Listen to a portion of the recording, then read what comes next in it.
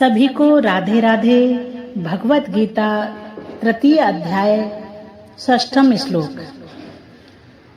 कर्म इंद्रियाणि संयम्य यः आस्ते मनसा ये स्मरन् इंद्रियार्थान् विमूढयात्मा मिथ्याचारः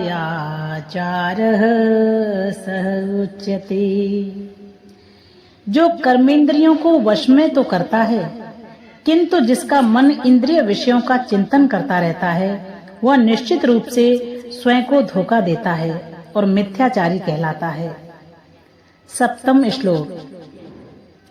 यह तु इंद्रियाणि मनसा नियम्यार्वते अर्जुन कर्म इंद्रियैः कर्मयोगम् आसक्तः विशेष्यते।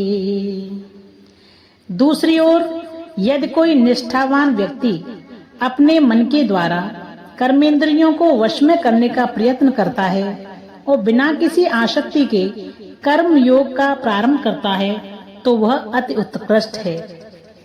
अष्टम श्लोक।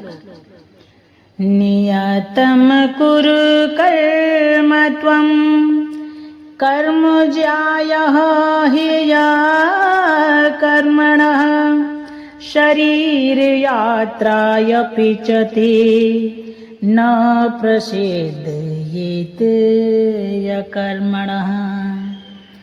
अपना नियत कर्म करो, क्योंकि कर्म न करने की अपेक्षा कर्म करना श्रेष्ठ है। कर्म के बिना तो शरीर निर्वाह भी नहीं हो सकता। नवम श्लोक।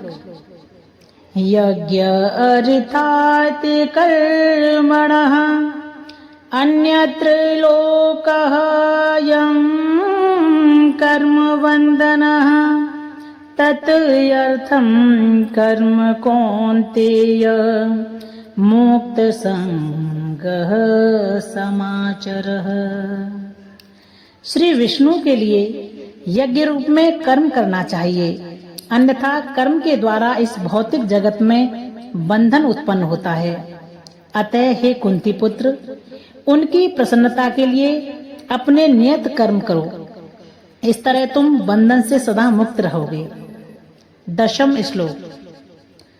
सह यज्ञाः प्रज्ञाः सृष्ट्वा पुरायुवाच प्रजापतिः अनेन प्रसविष्यध्वं येषः वह यस्तु इष्ट कामधुक्।